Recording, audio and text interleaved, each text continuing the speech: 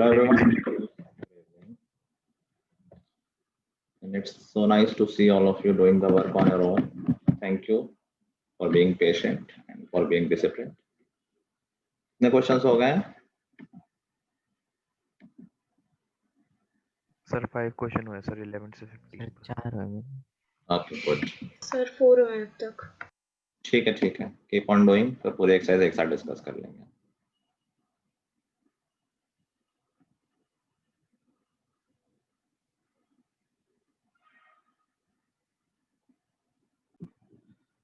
Before coming to the exercise, test में किसी का कोई डाउट हो तो पहले वो पूछ लो। टेस्ट के डाउट डिस्कस नहीं हुए थे।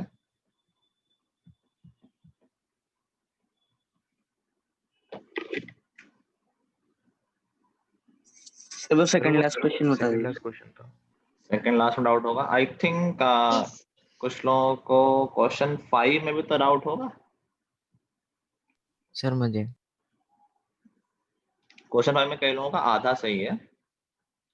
उसके अलावा भी जो डाउट हो पूछ लो। ऐसा तो है नहीं कि सबको सब आ गया था। बहुत कम मार्क्स वाले लोग हैं यहाँ पर। क्वेश्चन 5 कह रहा है one of the angles of an isosceles triangle measures 40, then what are the possible differences between the measures of unequal angles. एक एंगल 40 दे रखा है, आइसोसेलेस ट्रायंगल है, बट वी डोंट नो कि ये जो 40 एंगल दे रखा है ये दो इक्वल एंगल वाला है या अनइक्वल वाला। तो हम दोनों केस लेंगे ऑफ कोर्स। मान लो 40 इक्वल एंगल वाला है तो तीनों एंगल क्या हो जाएंगे, एक 40, दूसरा भी 40 और तीसरा 100 हो जाएगा। डिफरेंस पूछा गया है अनइक्वल एंगल्स में, तो वो हो गया 100 माइनस 40, 60 डिग्री का। अनदर पॉसिबिलिटी कि जो गिवन एंगल है 40 वो अनइक्वल एंगल है, इसका मतलब बाकी दोनों बचे एंगल इक्वल है। तो बाकी दोनों बच्चे एंगल क्या हो जाएंगे, उनको एक्स एक्स ले लोगे, एंगल्स में प्रॉपर्टी लगाओगे तो वो 70 70 आ जाएंगे। डिफरेंस पूछा गया है इक्वल और अनइक्वल में, so that would be 30. ठीक है, so there are two answers here, one is 30, another is 60. Next,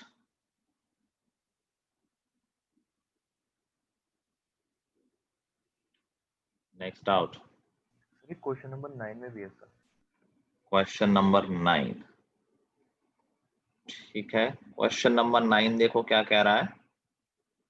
question number 9 कह रहा है कि एक डायग्राम गिवन है which is I think parallelogram है। ओके, तो मैं बना देता हूँ डायग्राम।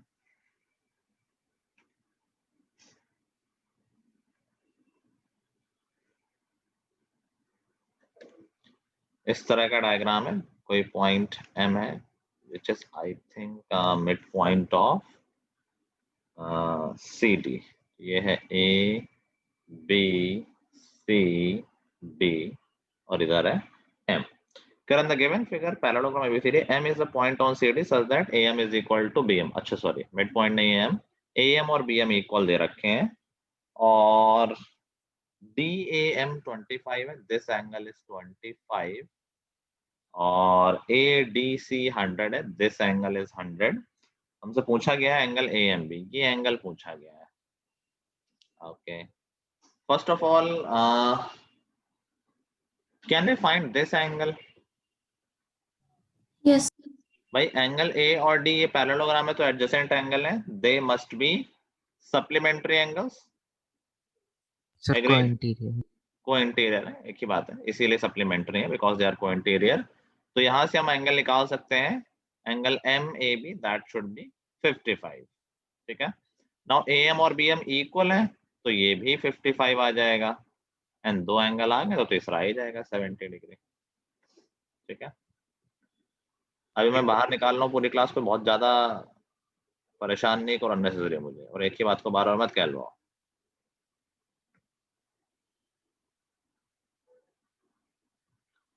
नेक्स्ट,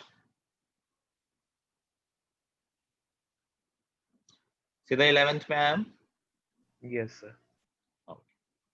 11th क्वेश्चन कह रहा था कि in the given figure ABCD is a rhombus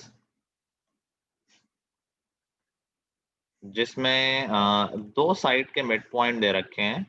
पूरे पेपर में यही क्वेश्चन था जो मिड पॉइंट थ्योरम पे था, थोड़ा सा नया क्वेश्चन दिया था मैंने। तो मिड पॉइंट है इन दोनों साइड्स के, was like that. A ऊपर है A B C D. This is X and this is Y. Now the question says कि find what is the ratio of area of X by Y. इन दोनों के area का ratio निकालना था, इस triangle के और इस बचे पेंटागन के. ठीक है, सबको ये क्वेश्चन तो समझ में आ गया था. Now if we find the relation between area of triangle BXY and triangle BAC, तो क्या फिर हम रोम्बस से भी एरिया कनेक्ट कर लेंगे, क्योंकि जो BAC का एरिया होगा उसका डबल एरिया हो जाएगा रोम्बस का. ठीक है, और एरिया ऑफ BXY के लिए ट्रायंगल के लिए हम ऑफ कोर्स हाइट हमें खींचनी पड़ेगी, बेस इनटू हाइट, तो हम एक हाइट भी खींच लेते हैं. एंड लेट अस ये हाइट खींचने की जरूरत नहीं है, हम दूसरा डायगोनल में खींच लेते हैं तो वहीं से हाइट एक्चुअली मिल जाएगी, क्योंकि ये रोम्बस है एंड वी नो कि रोम्बस के डायगोनल एक दूसरे को 90 पे बाइसेक्ट करते हैं. तो ये एंगल 90 हुआ, जो कि ट्रायंगल BAC के लिए हाइट हो गया. BO जो होगी वो BAC की हाइट हो गई. Agreed? Yes sir. Yes sir. अभी देखो मिड पॉइंट थ्योरम लगाते हैं, तो मिड पॉइंट थ्योरम कह रही है कि एक्स और वाई मिड पॉइंट है ट्रायंगल BAC में. देखना तो क्या एक्स वाई पैरेलल होगा AC के? Yes sir. ठीक है, उससे ये एंगल भी 90 आ जाएगा. तो बेसिकली अगर मैं इसको M बोल दूं तो BM हाइट हो गई ट्रायंगल BXY की. तो जो हमें एरिया निकालना है, एरिया ऑफ BXY, ये हो जाएगा हाफ, बेस है XY और हाइट है BM. और बड़े ट्रायंगल का एरिया कितना है? एरिया ऑफ BAC, ये है हाफ AC इंटू BO. अच्छा, मिड पॉइंट थ्योरम से क्या XY AC का हाफ भी है? Yes sir.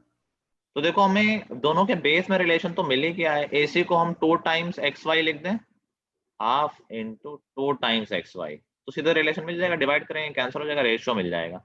हमें सिर्फ BM और BO में रिलेशन देखना है. नाउ जस्ट बाय लुकिंग, तुम्हारे अंदर क्या फीलिंग आ रही है कि BM और BO में क्या रिलेशन होगा?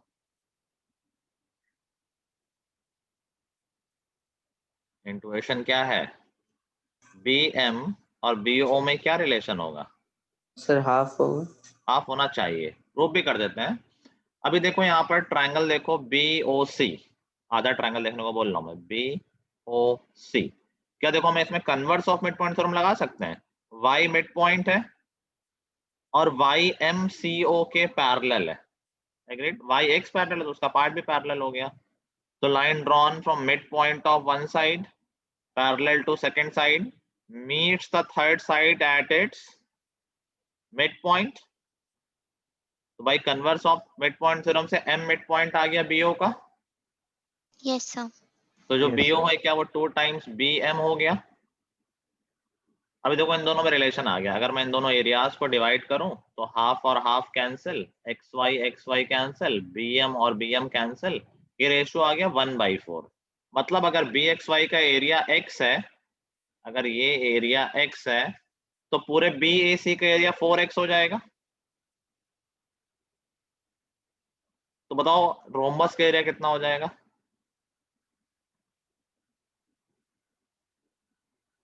Rhombus sir 8x. 8x. BAC तो हाफ है ना, आधा ट्रायंगल है, तो रोम्बस का एरिया 8x हो जाएगा. अभी रेशियो पूछा गया है ट्रायंगल में और बचे हुए में. अगर ट्रायंगल का एरिया x, पूरे का एरिया 8x, तो बचे हुए का एरिया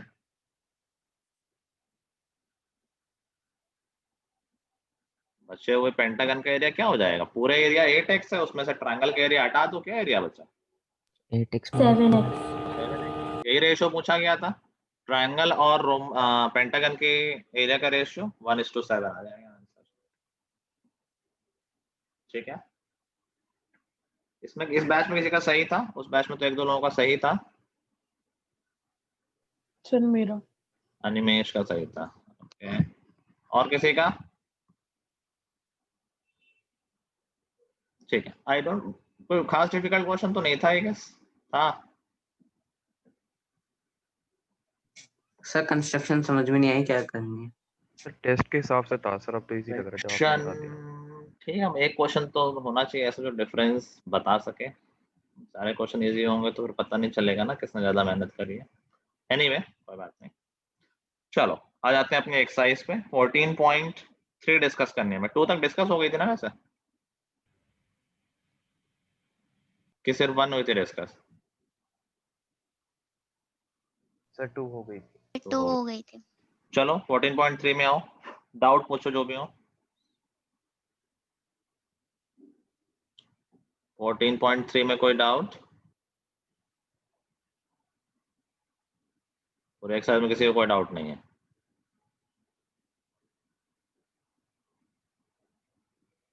ये बात है तो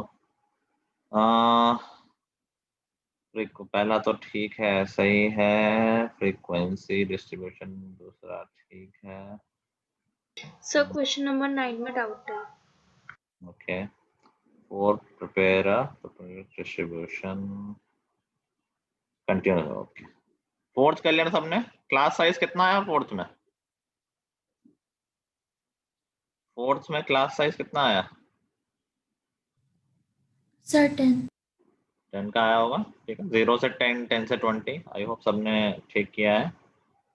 फिफ्थ Yes, में कॉन्टिन्यूटी नहीं है, कॉन्टिन्यूटी कर ली ना, हाफ हाफ ऐड कर देंगे। 153 से 153.5 चेंज कर देंगे और 154 को भी 153.5 कर। 6 में बार ग्राफ है तो ठीक है, बच्चों वाला है। 7th में भी बार ग्राफ है, ये भी कर लोगे। 8th में बार ग्राफ कर लोगे। 9th में अपूर्वा तुम्हें डाउट है? Yes sir. In the mean, if the mean of following data is 20.2, find the value of p। जब फ्रीक्वेंसी डिस्ट्रीब्यूशन टेबल दी होती है तो मीन निकालना आता है। हमने एक तरह से तो सीख लिया है कि sum of all the observations divided by all the observations, लेकिन जब टेबल के फॉर्म में डेटा हो जिसमें फ्रीक्वेंसी दे रखी हो, उसमें कैसे निकालते हैं? अच्छा क्या पूरा पूछते हैं, कुछ लोग भूल गए होंगे। एरिल याद है कैसे निकालते हैं इस केस में मीन?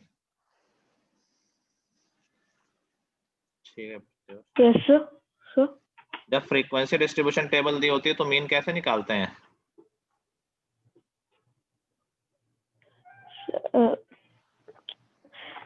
सर उसको पहले असेंडिंग ऑर्डर में वो करते हैं सर। तुमने क्वेश्चन 9 कर लिया है? सब सर वैसे तो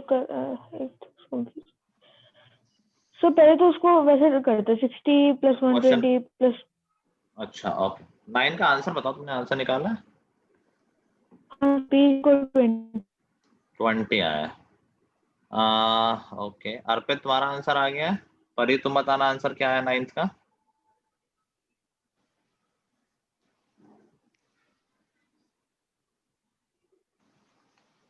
आवाज नहीं आई परी, तुमने बोला भी नहीं, आवाज कहाँ से आएगी?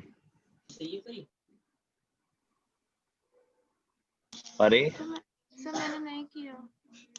क्यों? सर मैं लास्ट क्लास में नहीं आई थी तो मैं भूल गई पूछना वो, और मैंने थोड़े से क्वेश्चन करे थे। तुम्हें अभी जब पूछ रहा था डाउट है किससे? अच्छा तुमने किया ही नहीं है तो डाउट कहाँ से होंगे? तो बेस स्कोर ऐसा आएगा जैसा आया है। लास्ट क्लास में नहीं आओगे तो किसका काम है काम पूछना, पता करना, याद रखना? जब ऐसी एटीट्यूड रहेगी तो ऐसे ही तो मार्क्स आएंगे ना। स्टूपिड। अर्पित आंसर बताओ अपना।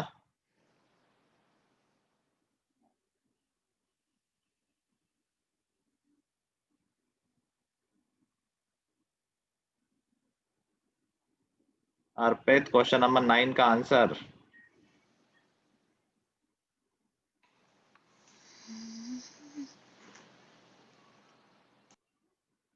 अर्पित एक बार माइक ऑन करना तुम जरा।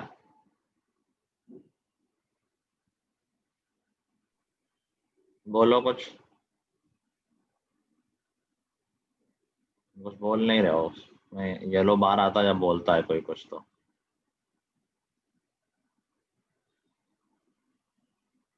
क्वेश्चन नंबर 9 का पानी पीने जाने का टाइम है क्लास के बीच में।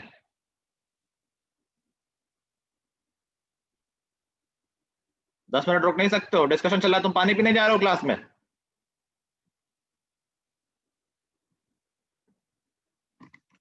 जब देखो झूठ बोल देते हैं, बदतमीज कहीं के। काम करना नहीं है, स्कोर करना नहीं है, बेवकूफ। पानी पीने गया था, क्लास के बीच में पानी पीने जाया जाता है? नालायक। श्रेया आंसर बोलो अपना। सर 20। सोचिए। Yes, sir. Same है 20. ठीक है। अपूर्वा, याद आया जब फ्रीक्वेंसी दी होती है तो हम कैसे मीन निकालते हैं?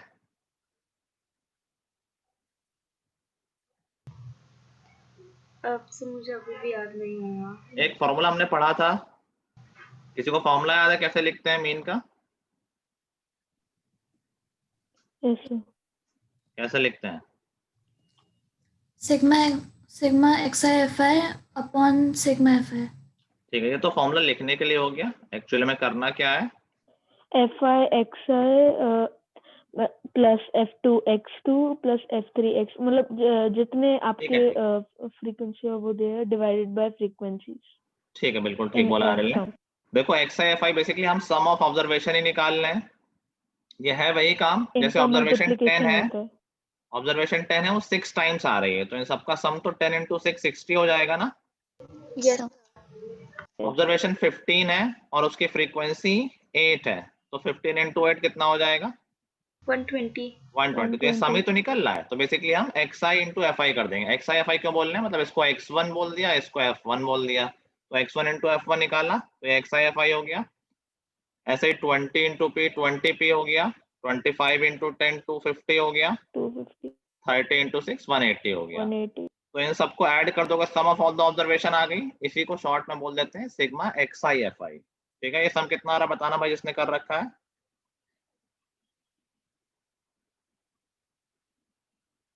कितना आ रहा है? 20.2. सम पूछा मैंने। तो 610 plus 20p।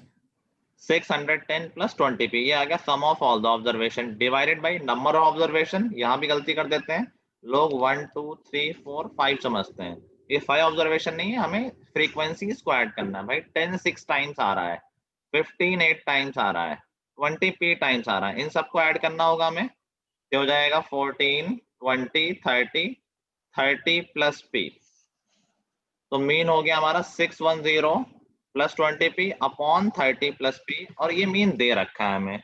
Mean is given as 20.2। अब इस इक्वेशन को सॉल्व कर लेंगे, यहाँ से p की वैल्यू आ जाएगी, तो क्रॉस मल्टीप्लाई करोगे तो 20.2 into 30 हो जाएगा 606 plus 20.2p is equal to 610 plus 20p। Subtract करेंगे तो 0.2p बचा इज इक्वल टू 4, और p की वैल्यू आ गई 4 अपॉन 0.2 जो कि 20 आ जाएगी। ठीक है, ओके सर। चलो क्वेश्चन नंबर 10 में सेम चीज है, वेरिएबल और फ्रीक्वेंसी दे रखी, तो ऐसे ही करना है। आई थिंक आगे नहीं भी है। 11th का आंसर 72.2। 22.2 ओके। 12th sir 80.94 80.94। ठीक है। 13 20। 20 20। 20। 14 10 Sir, और 12 12. मोड है 10 मीडियन है 12। ठीक है। 15 में फ्रीक्वेंसी टेबल बना ली होगी। 16 अब प्रोबेबिलिटी के क्वेश्चन आ गए हैं। 16 का answer first part 3/50 sir 0.06। 0.06। Second part का आंसर 0.19। थर्ड पार्ट का 3/400. जिसको भी डाउट हो पूछ लेना। 17th first part 0.06। 0.06। Second part 0.086। Third part 0.282। 0.282. Fourth part 0.254। 18th first part 4/7। Second part 59/350। Third part 669। 19th first part 0.25। 0.25 yes sir. Yes sir। Second part 0.75 0.75. मैं सारे add तो नहीं किए हैं, एटलीस्ट सर अगर हम फ्रैक्शन में आंसर लिखेंगे तो चलेगा? हाँ बिल्कुल चलेगा। सेकंड पार्ट जैसा है, एटलीस्ट 1 डिफेक्टिव, मतलब 1 से लेकर 13 सारे हैं तो उसको 1 माइनस 0 डिफेक्टिव कर दो। सिर्फ एक केस ही तो नहीं लेना है हमें। कॉम्प्लीमेंट्री इवेंट याद है ना? कॉम्प्लीमेंट्री इवेंट बताया था मैंने, याद है किसी को? नहीं याद है?